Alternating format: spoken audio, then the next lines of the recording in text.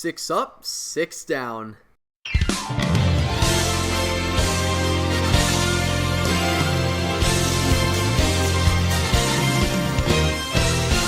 Here it is, the biggest DLC in Nintendo's history. The Mario Kart 8 Deluxe Booster Course Pass is a DLC that may have been a bit misunderstood. Originally seen as a cheap way to add more rushed content to a game that certainly didn't need it, the Booster Course Pass ended up as a masterful way to immortalize the legacy of 8's little brother on our phones, with 6 gigantic waves that brought patches, added characters, and doubled the track roster of what was already the biggest Mario Kart of all time. The Booster Course Pass had a lot of content and variety in its quality. Expectedly, it's hard to make an all-around perfect roster with this size and scope.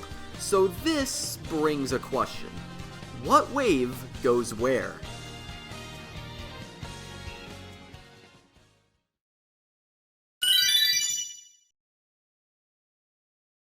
You know, I love this DLC, but God, it was an ugly baby.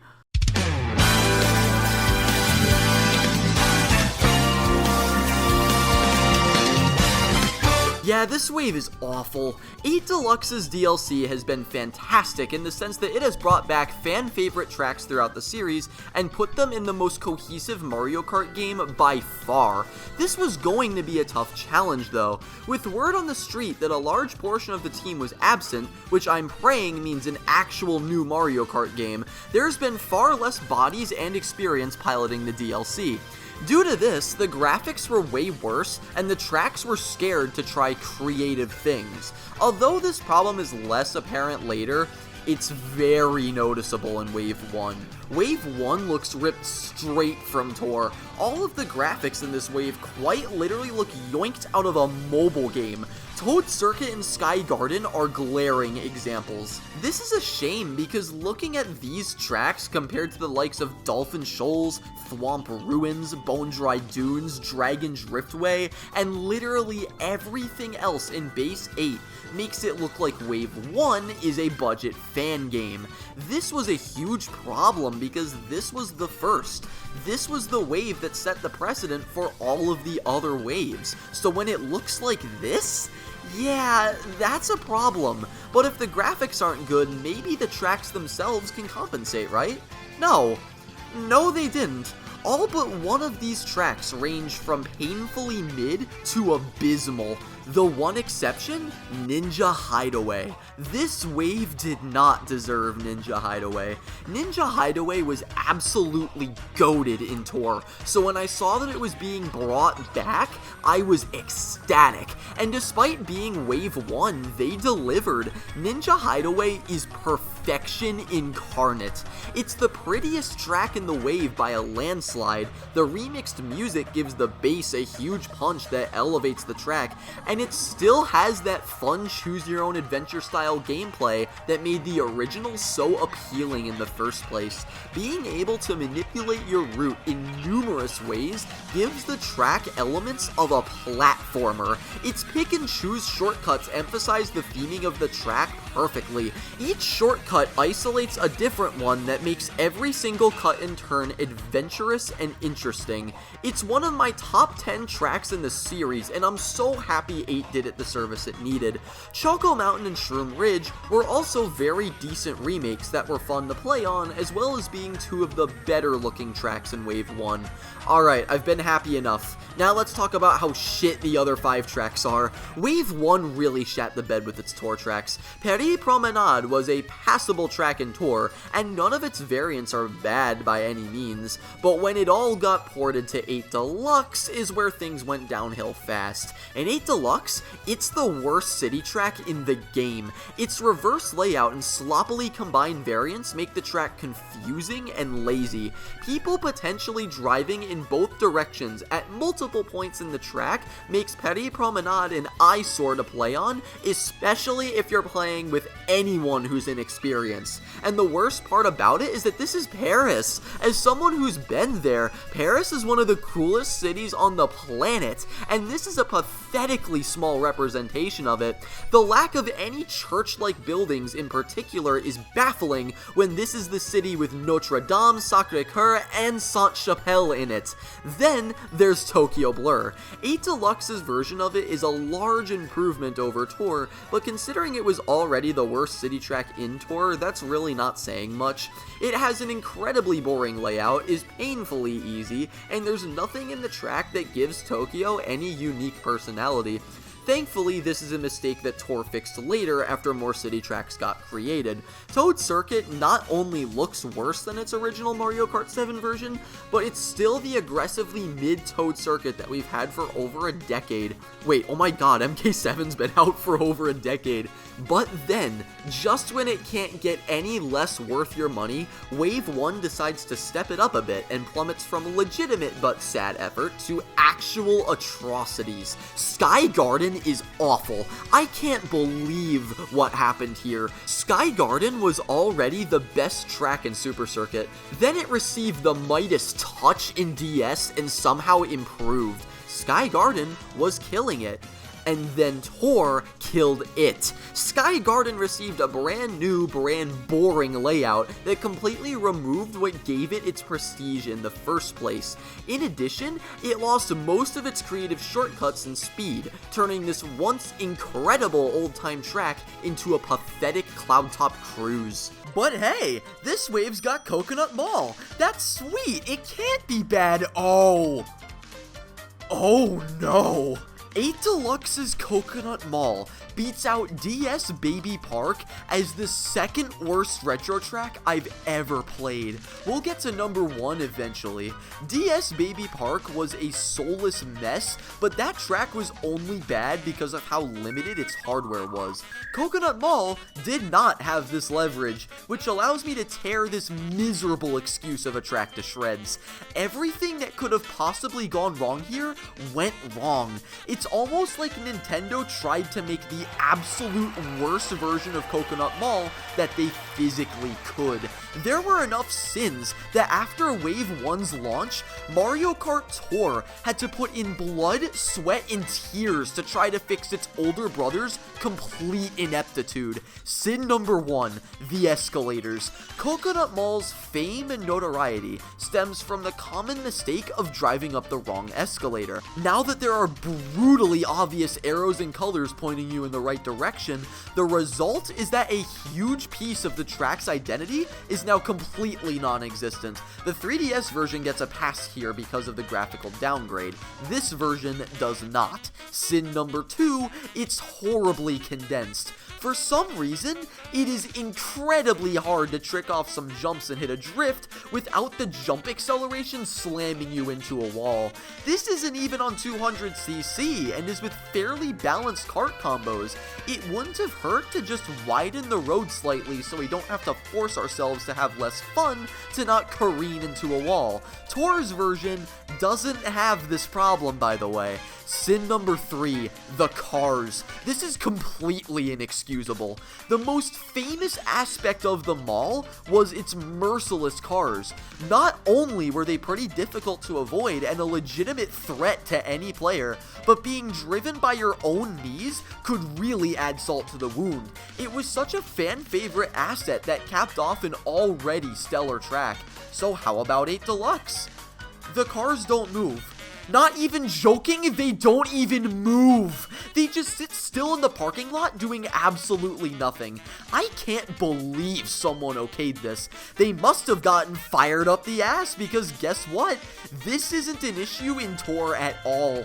Comically, the track was so astonishingly bad that in Wave 2, they actually had to patch the track so the cars spun in circles. Small circles that are only a threat in 200cc, but hey, progress is progress. Let me rephrase. Mario Kart 8 Deluxe's Coconut Mall is the only track in the series history that was so bad it required not a patch, but a renovation. It's an embarrassing excuse to everything that makes Coconut Mall great in the first place. This is Wave 1's claim to fame. It's Sistine Chapel. What a joke. I'm moving on. I can't take this wave anymore.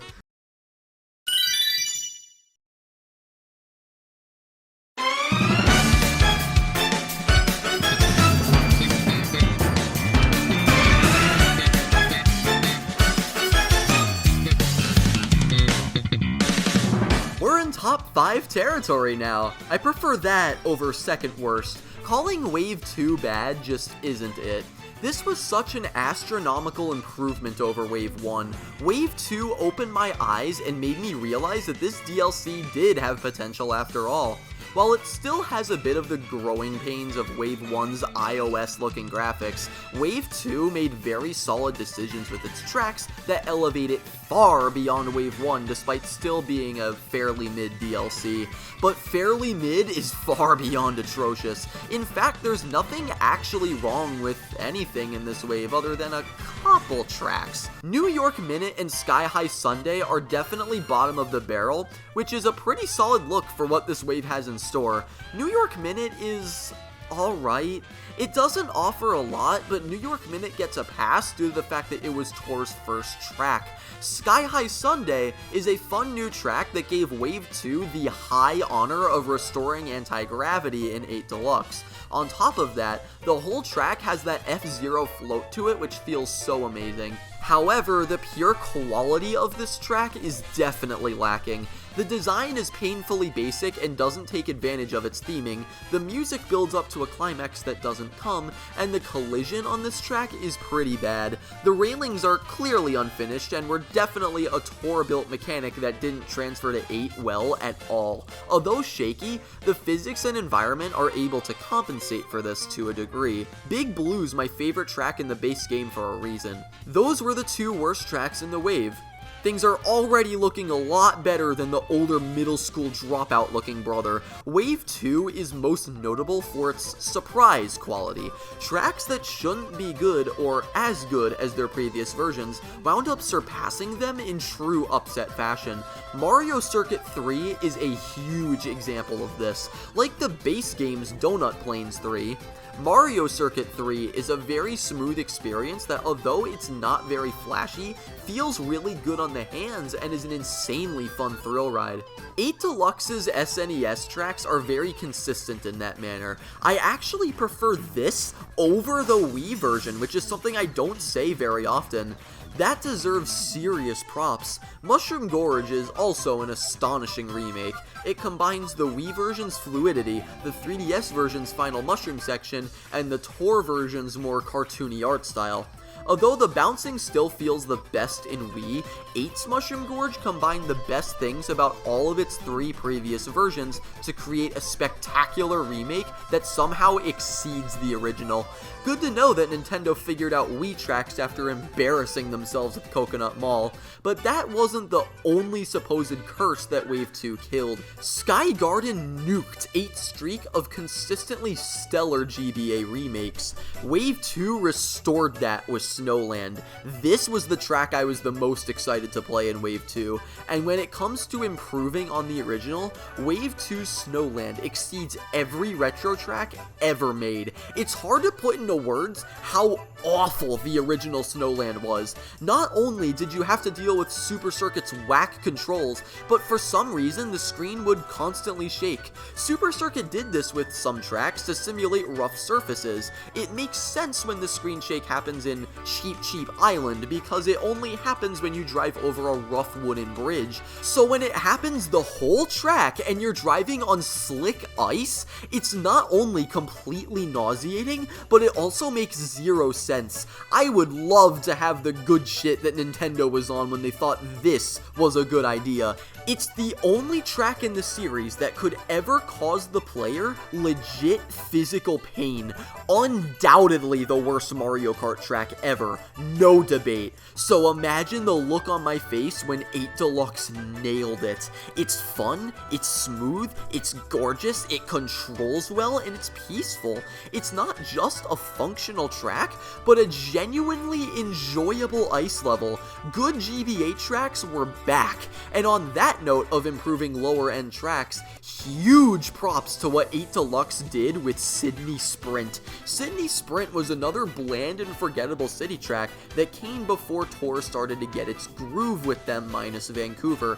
Sydney Sprint's Z's tier glow up wound up being my favorite track in the whole wave. Although its layout was actually solid, Sydney Sprint was so mid originally because Tour's gameplay just isn't fast. It felt like a slog to get through. 8 Deluxe provided that speed it desperately needed, turning the track into a true sprint. Great remixed music and an easy to understand Tour layout add on to create a surprisingly fantastic remake. That wasn't Tour's only fantastic influence either, because it also resulted in an incredible remake of Kalimari Desert. It's the usual track we all got accustomed to, until Tour's Kalimari Desert 2 got flawlessly added in.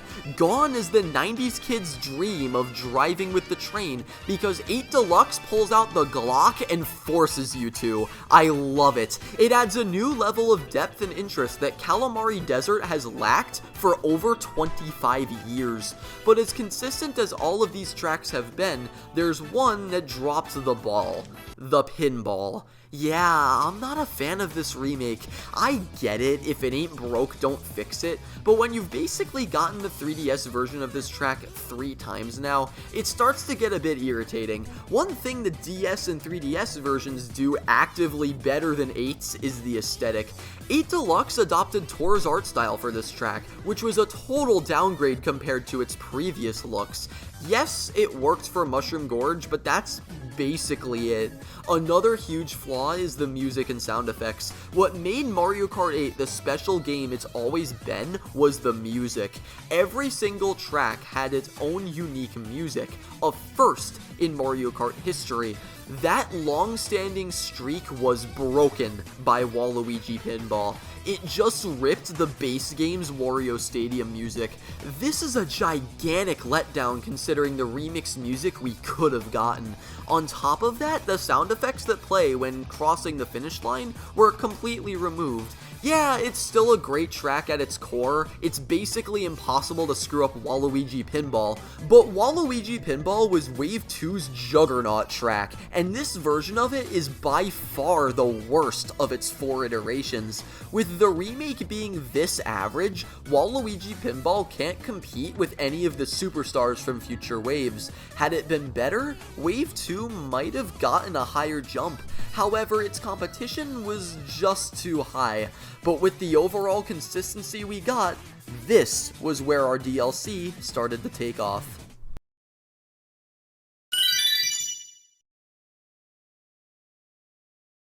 Oh boy.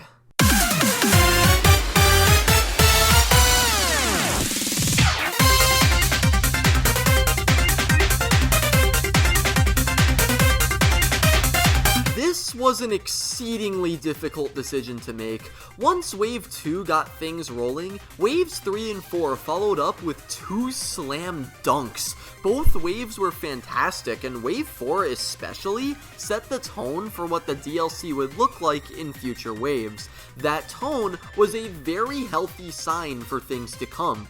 So, what happened? We had one of the most stacked rosters in the whole DLC.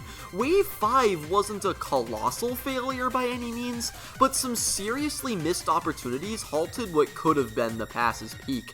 But there was one colossal failure. Let's address the mammoth in the room. Everyone knows it's coming. Let's rip the band-aid off. Let's talk about Sunset Wilds. To call this downright embarrassing is an understatement. Perhaps I should apologize to Sky Garden. I was clearly too harsh on it. This is the worst track in the whole game and the worst remake in the whole franchise, and it's not even close. Booster Pass's Sunset Wilds makes DS's Baby Park look like a saint. For one, its layout sucks ass. What makes 8's GBA remake so fun and interesting is how they take these old tracks and give them depth and some form of 3D space that makes them feel fresh. Every GBA remake has done this. Hell, it was the one singular thing that Sky Garden did right. But here, nothing. The entire track is just as flat as it was in 32 bits, with less personality. Cutting the tribal Shy Guys was acceptable, but their replacement is soulless and out of place. On top of all of this, its new layout is way more basic than the original. Not only did its noticeably bad remodel take away from the quality of the track, but the sun never setting in the track called Sunset Wilds is astonishing. Yes, it's just an environmental background change that doesn't affect the gameplay. The problem is the fact that said environmental change is why Sunset Wilds is so loved and well regarded by the fanbase. It was iconic and pretty revolutionary for its time. Cutting the sunset cuts the one thing that gave this track its identity and respect. There's no excuse for that level of disrespect to something as loved as Sunset Wilds. Now, I've heard that due to 8 Deluxe's static skybox, the sunset couldn't ever happen in the game. Here's why that's complete bullshit. They could have absolutely found a way around it. If they had the ability to change the sky on the Game Boy Advance and later again on standard mobile devices, not being able to do it on the 2017 home console all of a sudden is eyebrow-raising to say the least. Especially when less than 24 hours after the DLC dropped, mods were already in development that fixed this issue. Oh, and a big surprise here, they look fantastic. Nintendo knowingly released a fan-favorite track in a completely unfinished state. That level of laziness is insane. It could have been replaced by Yoshi Desert, Cheep Cheep Island, Luigi Circuit, Lakeside Park. By the way, this one released in Tour after Wave 5 and also has a changing skybox, Common Tour W, and other capable GBA Tour remakes that could prove themselves on 8's roster. I'm deeply sorry for the Super Circuit fans, but I hate being negative like this, so let's move on quick. Thankfully, there are no more stinkers, but there are still a fair amount of remakes that left a lot to be desired. Daisy Cruiser applies here to an extent. It's a lot like Waluigi Pinball in the sense that nothing happened to it, and it feels like a repeat of 7's remake. However, it's still Daisy Cruiser. It's still a solid track. This feeling of incompleteness was most noticeable on the Wii side of the wave. Wave 5 brought back two Wii classics, Koopa Cape and Moonview Highway. Both were provided solid additions to their modern versions, but unfortunately, neither of them are as good as their original Wii versions. The simple one is Koopa Cape. It's a pretty notable upgrade over its previous two versions. The waterfall music is back for the first time since Wii, the half-pipes are genuinely rewarding and utilizing them can actually help you, and the pipe's anti-gravity adds more fun. However, the underwater section is pretty short and no zappers means no shrinking. It really sucks that we still don't have this great mechanic back, but every other change makes it somewhat comparable to the original. Moonview Highway, on the other hand, is a lot more complicated. A few of the changes made to this track were awesome. The blue color scheme and new lighting make Moonview's nature aesthetic pop a lot more, and the music upgrade was insane. Moonview has the best music in the whole DLC, so what went wrong? Well, a few things to say the least. It has a very similar issue to Coconut Mall, where the track simply doesn't feel as alive as it used to. Thankfully, it's not as bad as that case, but dare I say, I think Wii's version actually looks a bit better overall. The lights don't flash and the signs don't move like they originally did. Your eyes aren't dragged around all these lights, and the track isn't as fun to look at because of that. These are forgivable changes for the most part, but Nintendo slaughtered the cars. Moonview's defining trait was its difficulty. Its speed and constant hazards were what made it so fun and difficult.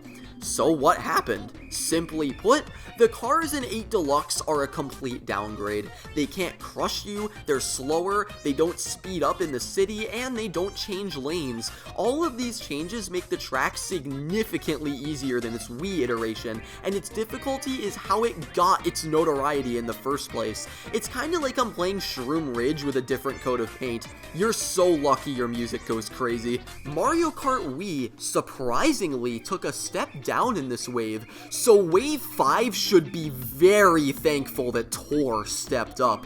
Wave 5 has the best city tracks in the whole DLC. Los Angeles Laps was decent. The cut of the vocals in the music definitely sucks, but the whole track flows nicely and it still has that peaceful feeling that made the original great. It's still a quality remake. Vancouver Velocity was no surprise. Its pure quality might have been the catalyst for Tor cities getting archived in 8 Deluxe's DLC, and it's just as good in 8 Deluxe. It's even the only city track with anti-gravity, so yeah, great track, zero surprise. The surprise, however, is that Athens Dash was even better. Athens was another one of Tor's juggernauts, up there with Singapore and Vancouver, but Athens was always considered the number 3 behind those two. That does not apply anymore. It may be a little rough graphics-wise, but Greece's representative has dwarfed both of them in quality with this remake. It has insane elevation and verticality. Driving through this feels genuinely explorative with how high you can be, and its buildings and structures add to this beautiful sense of scale. Add on to that with great music that commands power, just like Greece has always done, and you have literally the peak city track. It's Wave 5's best behind the bathroom. Squeaky Clean Sprint is a fantastic track. Nintendo tried the same approach they did with their Ribbon Road remake. It worked really well. I'm a sucker for taking everyday places and occurrences and scaling them up to a grand scale. Squeaky Clean is the epitome of this. All of the elements in this track are beyond basic and are everyday occurrences, but they're elevated up to super creative use. Jump boosting off soap dispensers, fans adding difficulty to turns, vertically gliding off of a broken toilet, tricking off of water streams created by bath bombs, said bath bombs being interactable and movable, taking a shortcut through a flushed ring, and so much more. These creative touches combined with some super well designed shortcuts creates a track filled with love and joy. But there's even more love that I haven't even gotten to yet. Its music is soothing and gives the vibe of some 70s sitcom style music, which works so well with this aesthetic. The course is decorated with tons of Mario themed bathroom supplies, fabric softener based on Lakitu's Cloud, the Mario Ducky. Again, I can go on here. This is the creativity that has been severely lacking in this game for a long time, and seeing ideas like this come out this well makes me so happy. But we aren't done with this wave's quality yet. All 3 characters are all awesome, and each and every one of them is a step up from Birdo. All of them, especially cute little Winker Clap Clap, have animations that pop. It's so unfortunate that the rest of this wave couldn't measure up to the quality of the characters, Squeaky Clean, and Athens. With how great all of the names in this wave are, it would have been really interesting to see how high this wave could have been had it received the care it deserved.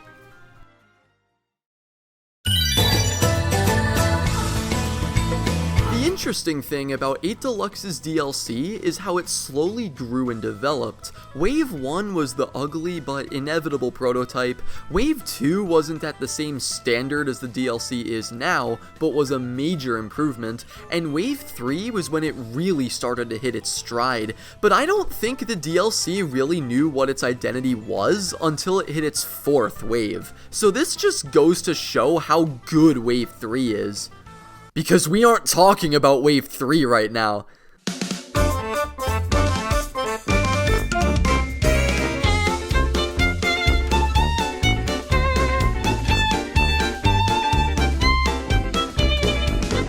Ooh, I tricked you. Your boy pulled a bit of a sneaky on you. The general consensus was that this was the best wave at the time of its launch, but as you know, Ben's sizzling hot takes flying boy always has to come in clutch. Regardless of what might be viewed as a relatively undershot placement, Wave 4 is still miles better than everything that was previously mentioned. Wave 4 was an absolutely phenomenal pack that started the booster pass's killer second half. It came out swinging immediately. Right at the time of its announcement, Wave 4 was revealed with a gorgeous and brand new track based entirely off Yoshi's Island. With a stroke of genius, they named it Yoshi's Island. On top of that, a brand new character came alongside it. We hadn't had any new characters since King Boo, Drybones, Bowser Jr., and the Inklings got added on 8 Deluxe's release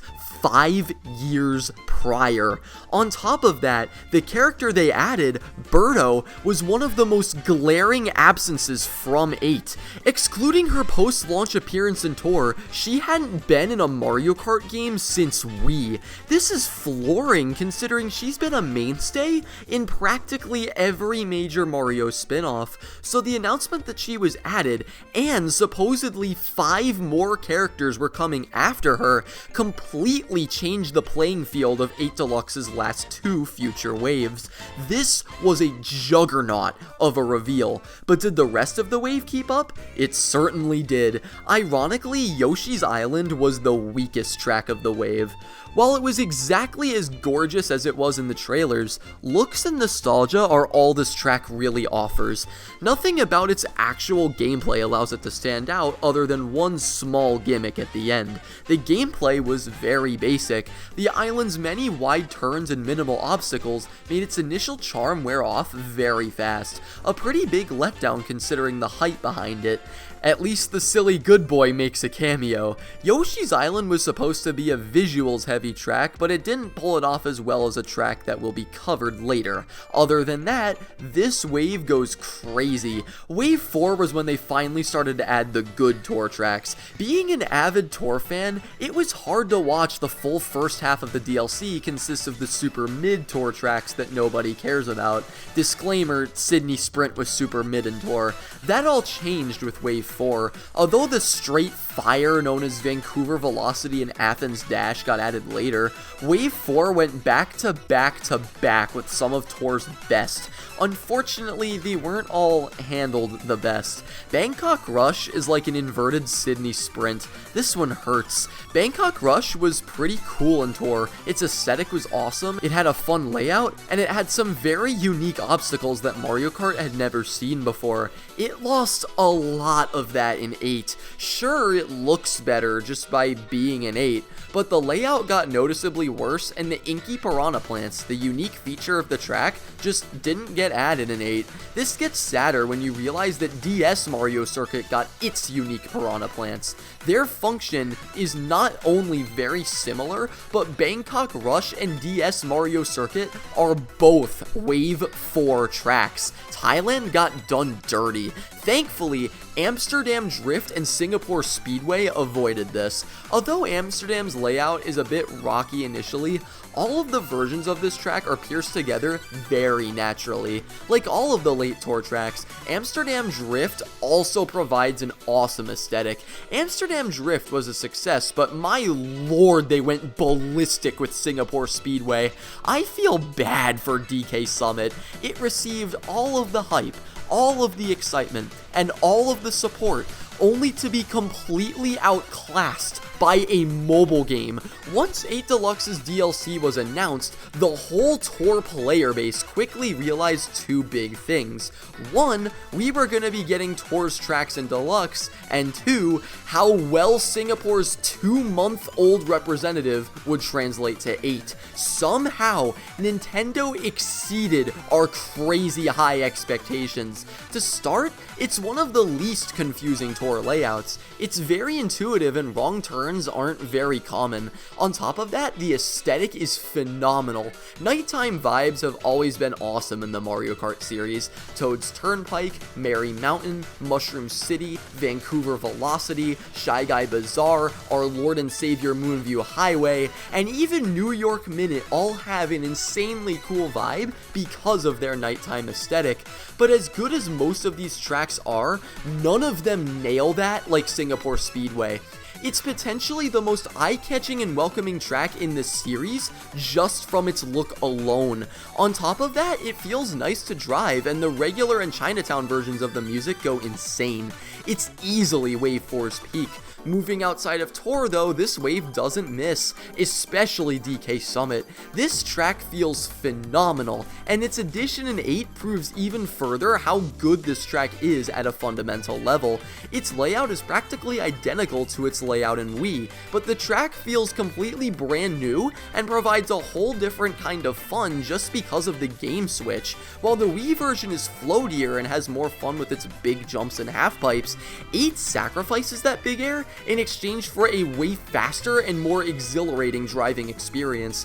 On top of that, it still has the big shortcuts that DK Summit was known for. They didn't change a lot, but the brand new experience is worn by DK Summit beautifully. What they did change a lot, however, was Waluigi Stadium, and god damn these changes were for the better. Again, while it loses the quality of the big jumps that it had in Double Dash and Wii, the new layout it received heavily benefited its new 8 Deluxe version. Waluigi Stadium's remodel adds 2 anti-gravity sections at the top of the track that are accessible through the track's half-pipes. This gives the track's half-pipes an actual use that they didn't have in Wii, and it also fits very well due to the packed stadium built to entertain a crowd aesthetic that Waluigi Stadium has nailed in its past 3 appearances. Everyone knew these tracks were gonna be good, but there were a few that really came out and surprised the player base. Riverside Park and DS Mario Circuit both wound up being phenomenal. Riverside Park was the usual MK8 GBA track W, but this W can actually be credited to Tour. Tour hit the nail on the head with its new layout, and it feels like a very nice and pretty experience. But in 8 Deluxe, there were additions made to this track that came out and surprised a lot of people. When Riverside Park made its debut in Tour, it was a very surprising addition that unfortunately got completely overshadowed by Piranha Plant Cove.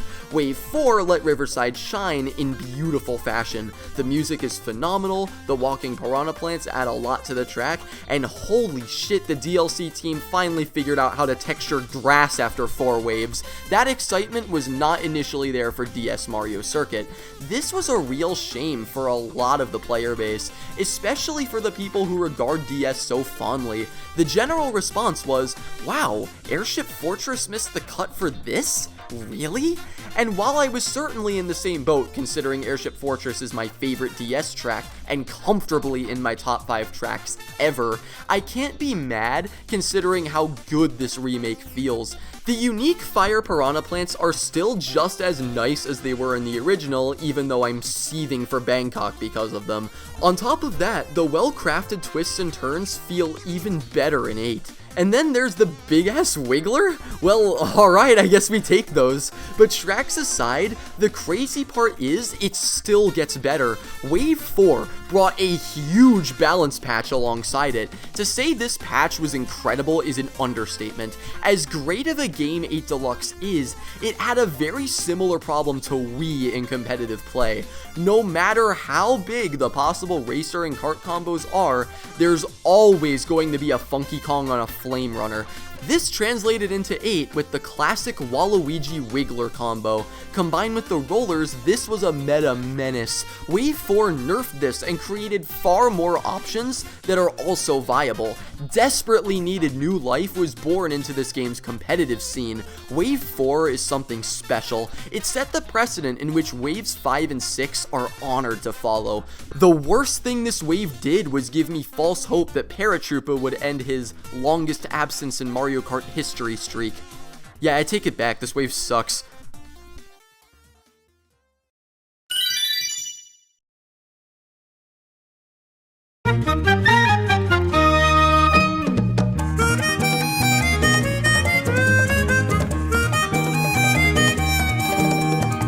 Wave 4 really was the game changer of this game's DLC.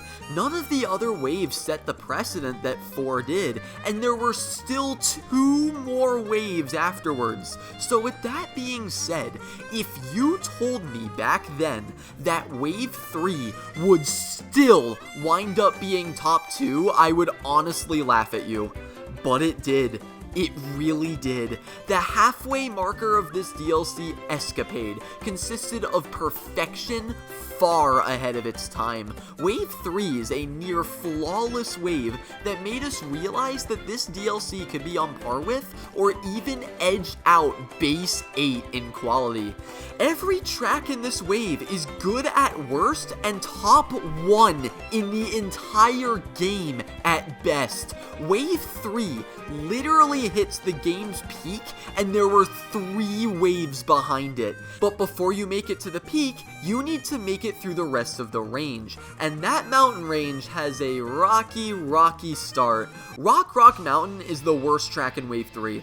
That's how good this wave is. Although flawed, the Flower Cup King of MK7 is still a quality remake.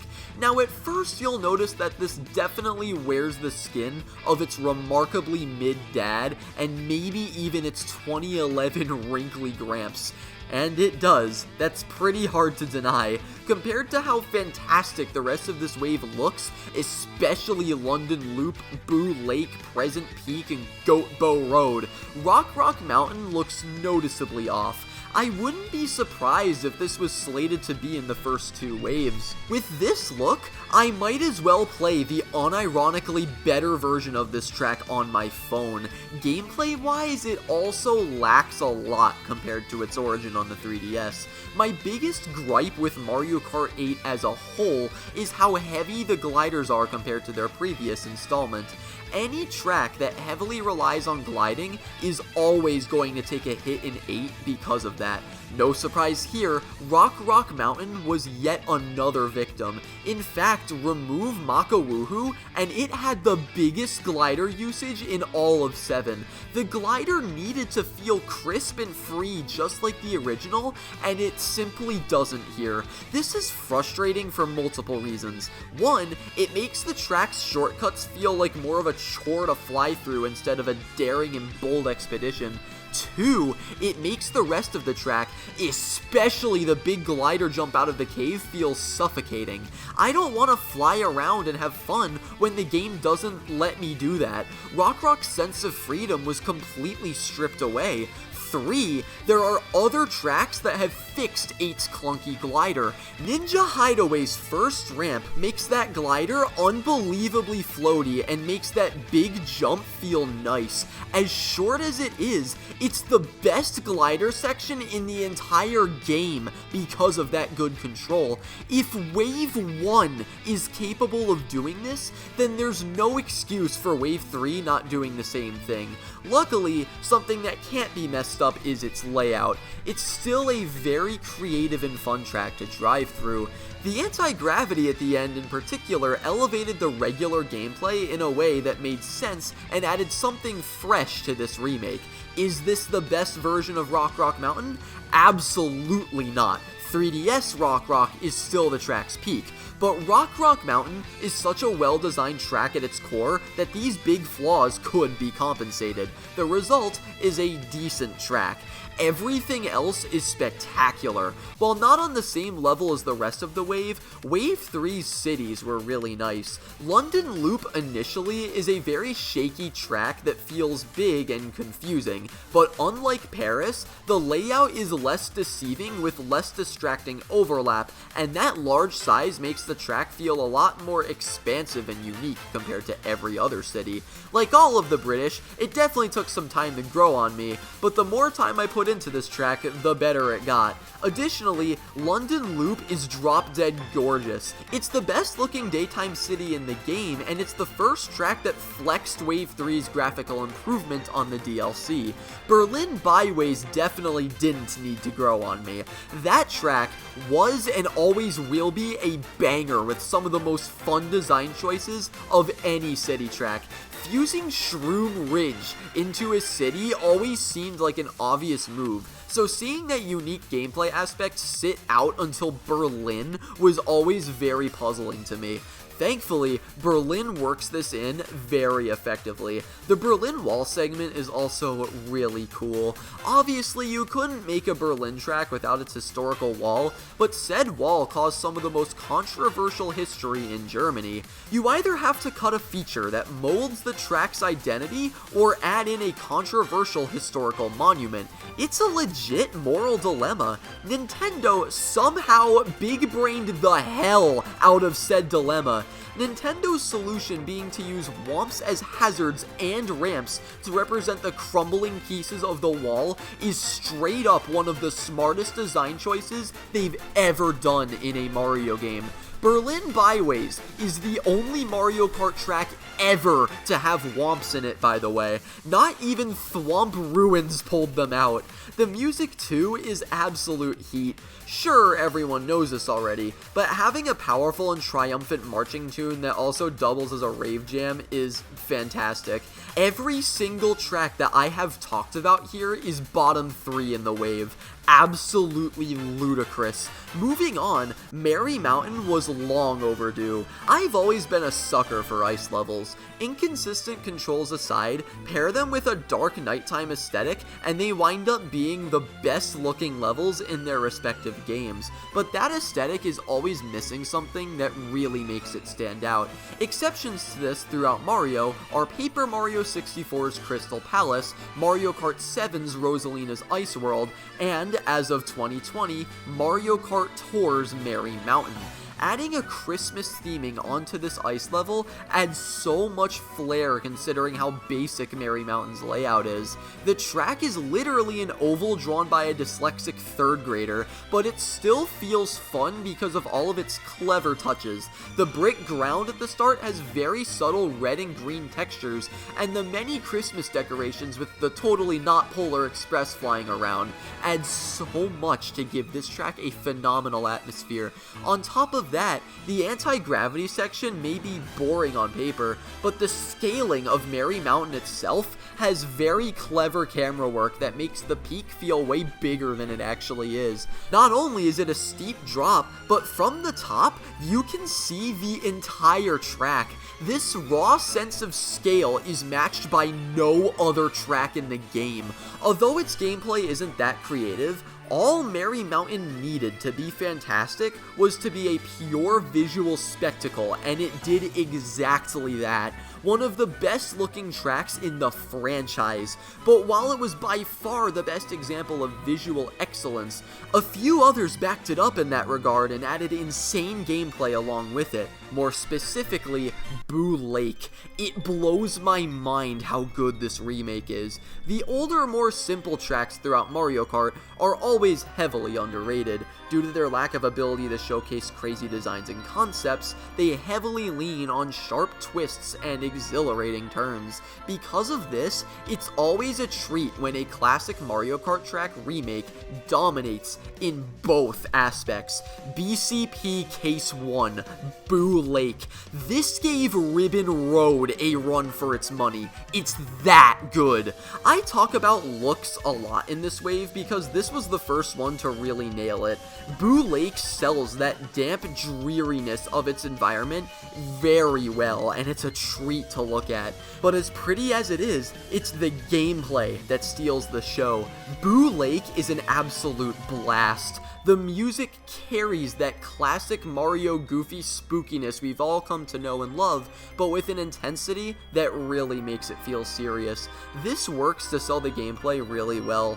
Every turn feels sharp and precise, but the underwater portion steals the show. The amount of speed it has, combined with anti-gravity and underwater physics, make Boo Lake one of the cleanest controlling water levels I've ever played. With how short and simple it is astonishing how slick and fun Boo Lake is. Albeit a little less slick was Peach Gardens. This is one of the more odd remakes in the game. Peach Gardens received the calamari treatment, but this time it was far more forced. Laps 1 and 2 are borderline identical to the Wii version, an overall smooth track that doesn't change much of anything from its previous console iteration. Lap 3 is where things get funky mode. Introducing Peach Gardens R. The final lap is the reverse version of this track, and this design choice was somewhat controversial. You're either a DS/Wii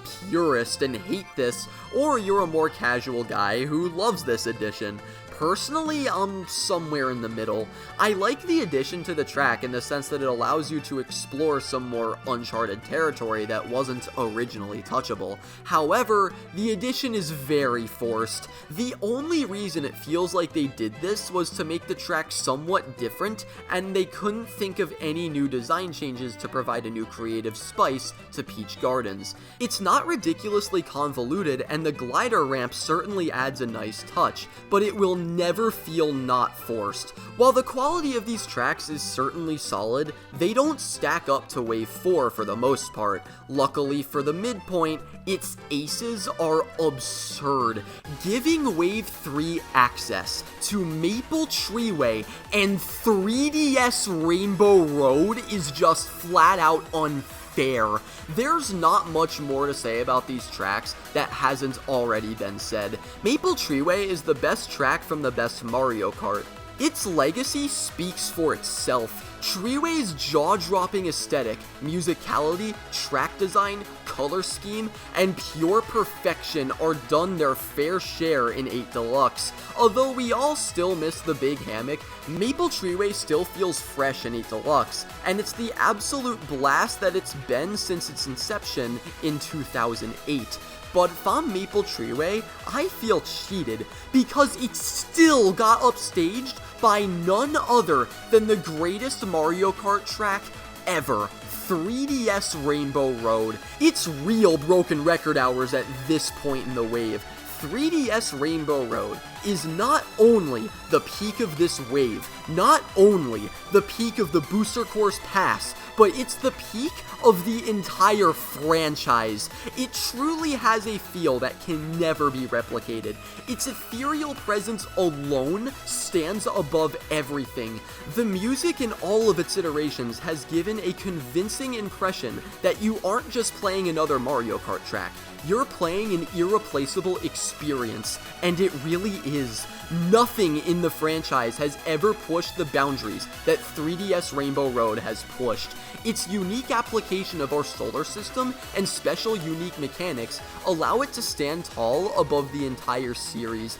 Look at what happened when 8's own Rainbow Road tried to do this. It failed miserably and is a bottom 3 Rainbow Road. 8 Deluxe not only gave the Mario Kart GOAT the respect it deserved, but even managed to improve upon it. But outside of gameplay, which wave had the best gameplay changes? Was it Wave 4 with its meta-saving patch? Was it Wave 2 fixing Coconut Mall's biggest sin? Was it Wave 5's fantastic new characters and development of Wave 4's patch? If you answered anything other than Wave 3, then cue the comically loud incorrect buzzer. On top of its incredible track selection, Wave 3 added a whole new dimension to Mario Kart 8. The addition of custom items in Versus races was a colossal change that heavily influenced 8 Deluxe in a positive manner. You could now run whatever forms of item combos that you wanted to run on any track that you wanted to run. You want that classic Mario Kart feel without super horns and coins to disrupt it? Well, adios. Unending hatred for blue shells and want them gone forever? You got it. You want to hop on Baby Park and play the most unholy amalgamation of a rule set known to man? 7 laps, baby. How Wave 3 was able to include the greatest change casual Mario Kart has ever seen on top of the second best track lineup in the whole DLC will consistently blow my mind. There's a reason it took an entire calendar year to be topped.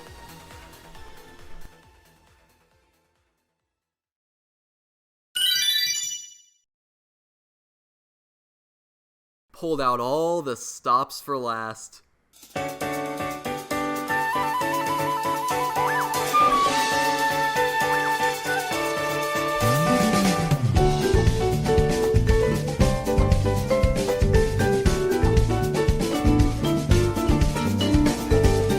Nintendo is immune to holiday season L's. The ultimate finale has finally shown its face. The most colossal DLC in Nintendo's history had to have a colossal finish, and well, finale is insulting to how good this send-off is. Wave 6 has heavy competition with the peaks of Ultimate's Fighters Pass for the most quality Nintendo DLC. That's how good this wave is. The absurdity starts at its characters. Since Wave 5 revealed 3 new characters, the common consensus was that Wave 6 would undershoot that with 2 given the remaining slots. This prediction aged like Wave 1. Add another 2 on top of it because that's what we got. Diddy and Pauline coming this wave was fairly obvious, and it was pretty clear that those 2 were the 2 remaining spots. But not only did Funky Kong and Peachette come alongside them, but 18 new Miis were added, and all but one of them have completely new animations. That Moo Moo suit alone makes this the best character roster in the DLC. Seriously, that cake is illegal. Oh wait, my bad, that's just me. Wave 5 was already such a huge deal with its new characters, but Wave 6 blew it up. On top of that, the quality control of the patch was incredible. While it still doesn't touch Wave 3, Wave 6's pure quality of life patch is spectacular. Hurting bagging makes the game far more competitive and creates a higher incentive for players to actually want to try on a given track, but it doesn't completely eradicate the strategy. This is a huge win for the competitive community. So many great changes were added to this wave that further confirmed how spoiled Mario Kart fans are, and I haven't even gotten to the tracks yet. Wave 6's weakest links are apparent. Rome Avanti and Rosalina's Ice World are without a doubt the lower end tracks of the wave. Other than Wave 3, they'd be highlights in every other wave. I may miss Piranha Plant Pipeline and Tour, and it was certainly a banger, but knowing how buggy and bland that track would have been in 8, I'm happy that this is our bottom instead of Tour's Lost Relic. That pure soul got locked shut on mobile Saw style. Rosalina's Ice World has always been in an interesting spot. It's arguably the most disliked track from 7 behind Toad Circuit, and it initially isn't hard to see why. It's a standard ice level that doesn't add anything and has a wonky camera. While that's true to an extent, Ice World has always been one of the more creative tracks in Mario Kart. It's in a setting that has never been in a Mario game before, has clever references to the Galaxy games, and has a fun and experimental layout. Say what you will about the wonky camera in the beginning, but it's a concept that adds a breath of fresh air to the track that isn't super obstructive. Although Wave 6's remake brought back a lot of what made 7's great, it came at the heavy cost of lighting. Graphically, this is actually the worst version of Rosalina's Ice World. It looks pretty solid with colors that pop and slick textures, until the cave section hits and the lighting goes haywire. There is a blinding white light on occasion that made me think that the track was during the day the first couple times I played this remake. That's saying a lot considering the fact that my hours in Mario Kart 7 have warranted a confessional. The track as a whole looks weirdly bright and it's slightly taken me out of the aesthetic. However, the fact that I get brought back in is a commendment to how good the quality of the original track is. Rome Avanti is just as mid as it was in Tour, but it looks a lot better.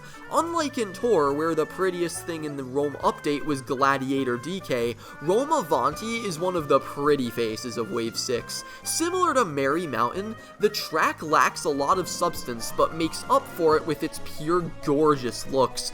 Comparing this remake to the original's untextured ass is night and day, although I wish night and day made a difference. As pretty as the nighttime cities are, Rome Avanti is the only one that doesn't utilize that aesthetic to its advantage. New York Minute is lit well by its street lamps and building ads. These contrast the city that never sleeps in a unique manner that fits its notoriety. Vancouver's torchlight and winter setting play off of the night well, like Frappe Snowland, and Singapore Speedway's whole gimmick is that of an energetic nighttime rave throughout the vibrant and lively city. All of these cities would lose their quality if they were based in daytime. All except Rome Avanti. As pretty as it is, its lack of substance and entertainment value drive it down quite a bit. But I guess Rome could slide a bit on the character and substance BS because Madrid shoved it down our throats. Madrid Drive is an incredible track. Specifically in 8, it joined Athens and Singapore as Tour's Big 3. It took you 4 waves to get kicked out, Sydney, you beautiful track you. On top of having a quality layout with fresh concepts, especially compared to most city tracks, Madrid Drive has more personality than most of the tracks in the whole game.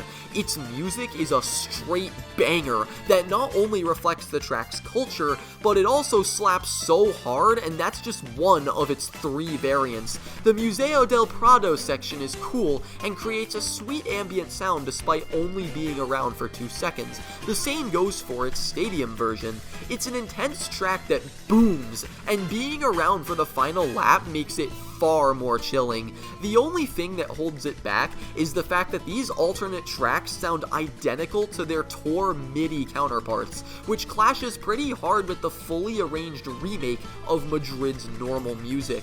At the end of the day, Madrid Drive is an incredible track that closed out Tour in 8 cities impeccably. Piranha Plant Cove continued that streak with their nitros. I was really nervous about this one beforehand. Cove is unlike every other nitro in Tour. It functions entirely like a city track. Every nitro is a standard 1 version track with little fluidity. Cove has 3.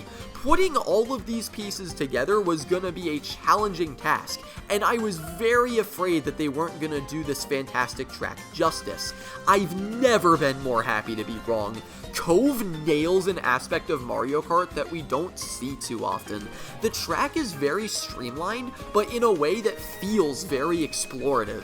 It almost feels like we aren't trying to race here. Instead, our priority is to simply look around and take in the sights. No other track has tried this direction, and it's what makes Piranha Plant Cove such an amazing track. The Petey insignia, statues, lanternfish, and sunken ships combine with the inviting nighttime oceanfront that winds up creating arguably the most unique environment in the entire game. Piranha Plant Cove gives Dolphin Shoals a run for its money as the best Mario Kart water level. Insanity. And somehow, still not as insane as this Bowser Castle 3 remake. It was really nice seeing this in Tour far prior to Wave 6, so I could catch everyone's reactions who were unaware with how goated this remake is. Wave 6's SNES Bowser Castle 3 is a contender for the biggest glow-up in Mario Kart history, right next to Snowland. It was a bit frustrating seeing this be the only Bowser's Castle in the BCP, but if the likes of DS, Wii, and N64 Bowser's Castle went down for the sake of this godsend of a remake, very well worth it. It's by far the most transformative SNES remake, but in a way that actually makes sense and feels right. Unlike other 8 tracks like GBA Mario Circuit and somewhat DS Wario Stadium, tilting part of this track on a big axis feels very right. Driving up a lava fall like it's Shy Guy Falls' emo phase is so insanely cool. BC3 being coupled with a power metal version of a song that hasn't gotten remixed since 1992 makes it all too good to be true. It only gets better too. Even without the anti-gravity, this is still Mario Kart's best ever SNES remake. Everyone's problem with SNES remakes is how flat they are. I've never felt that to be a huge problem since depth isn't the point of those tracks, but here we are anyways. Sure, the lava fall is great, but what follows it is a straightaway straight out of Cheep Cheep Lagoon. This part's awesome since going on top of the rails is safer and more difficult, but also slower. Depending on where you are in the race or how stylish you're feeling, this one change alone adds brand new elevation and depth into a track that didn't even need it. Add in bone piranha plants and completely brand new utilization of thwomps, and you have a top 5 retro track in this series. Easily. From that point on, it was all Wii and its older brother. DK Mountain had a glorious return. Although there were some aesthetic changes that weren't as good as its time on the GameCube and Wii, they still managed to make DK Mountain look and feel like its OG iterations despite the drastically different art style is insanely impressive. 8 Deluxe's gameplay makes up for it in spades. This is by far the best control DK Mountain has ever had. The jumps on the mountain are far more natural and ingrained compared to the past. The gap jumps are still very doable, the track is better spaced for its sharp downhills, and the bridge being more compact adds more last second tension that we kinda missed from OG Maple Treeway. I'm pleasantly surprised this didn't get turned into a glider section. Thank God we got this one back. Contrary to the previous tracks, Daisy Circuit got some weird changes. All it really got was some boost pads to make it move faster. This is okay because at least it makes the track a bit more fresh, Waluigi Pinball, and Daisy Circuit needed some kind of a gameplay element to make it more interesting. It's always been a track that's been carried by looks, color, and its unique and inviting setting. This was an update that Toad Circuit absolutely could have used. For what it's worth, this was a great remake, but it obviously doesn't hold a candle to the other one, the absolute best for last. It may not be the GOAT or the best DLC track at its core, but 8 Deluxe's Wii Rainbow Road is the most caring and faithful retro track in the series, and it's not even remotely close. Everything that made the Wii version a classic was brought back. Every shortcut that didn't break the game was back, and the speed and feel of its full anti-gravity fits so well with the original flawless design. As phenomenal as Wii Rainbow Road is, and always has been from a gameplay standpoint, none of this would have mattered if it lacked its heavy nostalgia factor.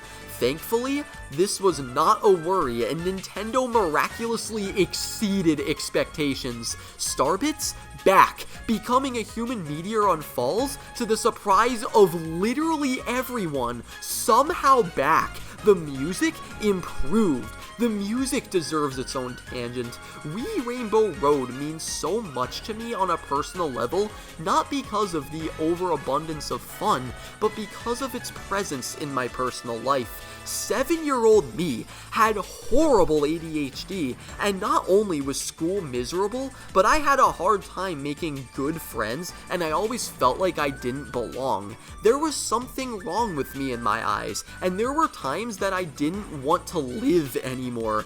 Coming home, turning on my Wii, and repeated selections of Rainbow Road on Versus races was how I escaped that grim time of my life.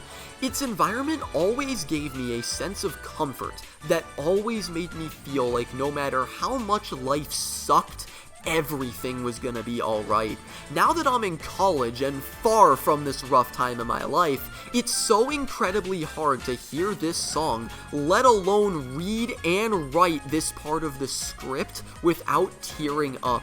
It's always been absolute art, so hearing it fully orchestrated and somehow more pretty was my breaking point. Wave 6's trailer straight up had me crying. There couldn't have possibly been a more spectacular ending to this game's 10-year legacy. Wave 6 had everything. 22 new characters, the best track lineup in the DLC, a huge patch for competitive play, the list just goes on and on. The development from start to finish is beyond comprehension. Before we know it, this game's legacy will leave its mark, and Nintendo's MKX will come to fruition. There better not be a BCP2.